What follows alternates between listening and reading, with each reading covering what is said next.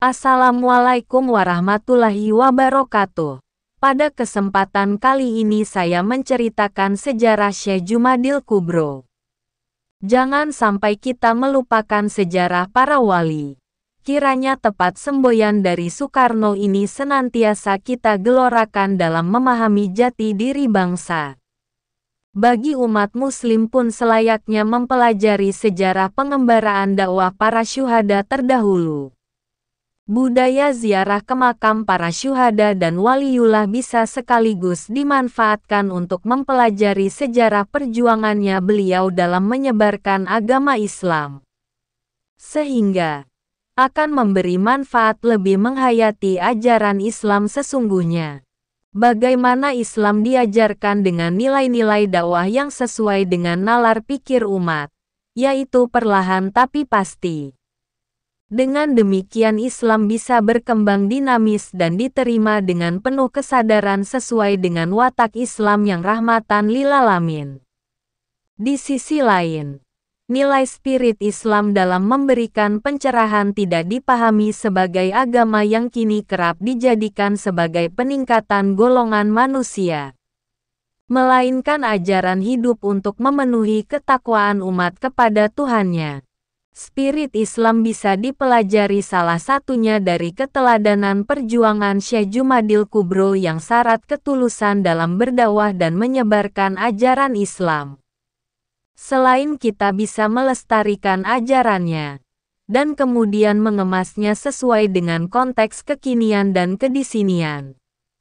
Tidak berlebihan, bila keberadaannya menjadi referensi sejarah, keilmuan, dan nilai moral yang begitu penting bagi pembinaan dan pendidikan generasi dari zaman ke zaman.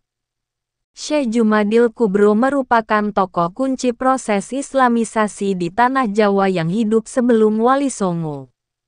Seorang penyebar Islam pertama yang mampu menembus dinding kebesaran pada kerajaan Majapahit.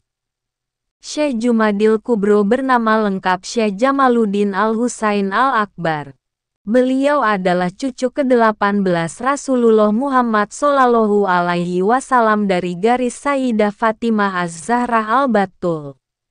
Ayahnya bernama Syekh Jalal yang karena kemuliaan akhlaknya mampu meredam pertikaian Raja Campa dengan rakyatnya.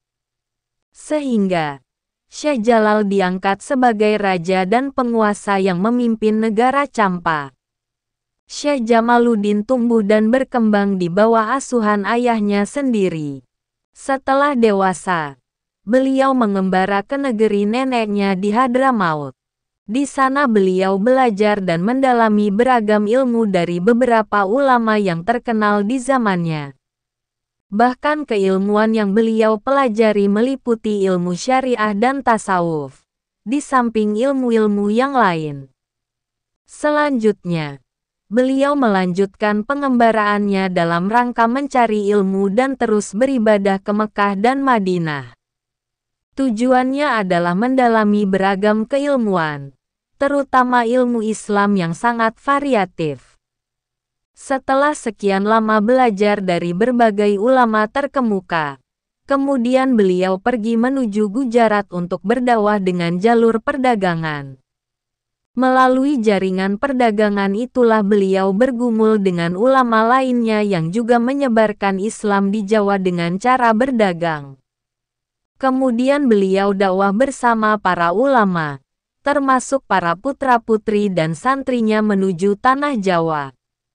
Mereka menggunakan 3 kendaraan laut, sekaligus terbagi dalam 3 kelompok dakwah. Kelompok pertama dipimpin Syekh Jumadil Kubro memasuki tanah Jawa melalui Semarang dan singgah beberapa waktu di kota Demak. Selanjutnya perjalanan menuju Majapahit dan berdiam di sebuah desa kecil bernama Trowulan Mojokerto yang berada di dekat kerajaan Majapahit. Kemudian jamaah tersebut membangun sejumlah padepokan untuk mendidik dan mengajarkan agama Islam kepada siapa saja yang hendak mendalami ilmu keislaman. Kelompok kedua, terdapat cucunya yang bernama Al-Imam Ja'far Ibrahim bin Barkat Zainal Abidin dibantu saudaranya yakni Malik Ibrahim menuju kota Gresik. Dan kelompok ketiga adalah jamaah yang dipimpin putranya yakni Al-Imam Al-Quds Sayyid Ibrahim Asmorokondi menuju Tuban. Namanya masyhur dengan sebutan Pandito Ratu, karena beliau memperoleh ilmu kasif, transparansi dan keserbajelasan ilmu-ilmu yang sulit dipahami orang awam. Beliau diberi kelebihan memahaminya. Perjalanan dakwah Syekh Jumadil Kubro ini berakhir di Trowulan, Mojokerto. Beliau wafat tahun 1376 Masehi. 15 Muharram 797 Hijriah. Diperkirakan hidup di antara dua Raja Majapahit, awal Raja Tribhuwana Wijaya Tunggadewi dan pertengahan Prabu Hayam Wuruk.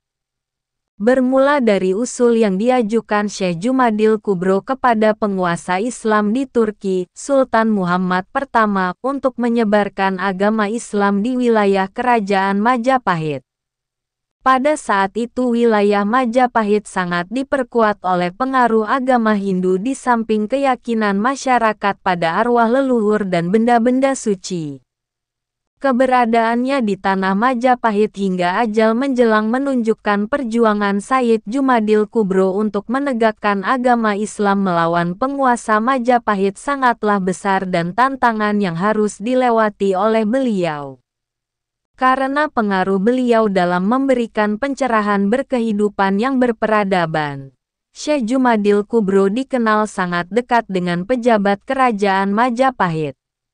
Cara dakwah beliau sangatlah pelan tapi pasti, menjadikan beliau amat disegani oleh masyarakat sekitar. Tak heran bila pemakaman beliau berada di antara beberapa pejabat kerajaan, di antaranya adalah makam Tumenggung Satim Singomoyo, Kencono Wungu, Anjasmoro, Sunan Ngudung Ayah Sunan Kudus dan beberapa patih dan senopati yang dimakamkan bersamanya. Lokasi kompleks makam ini berdekatan dengan Pendopo Agung Majapahit dan Pusat Informasi Majapahit yang pembangunannya menuai kontroversi. Hal itu karena proses pembangunannya diindikasikan merusak situs-situs peninggalan Majapahit yang diyakini hingga kini masih terkubur di dalam tanah kawasan Trowulan Mojokerto.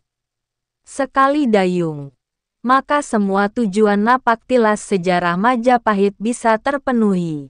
Mungkin cukup sekian, jika ada salah kata saya memohon maaf yang sebesar-besarnya. Wassalamualaikum warahmatullahi wabarakatuh.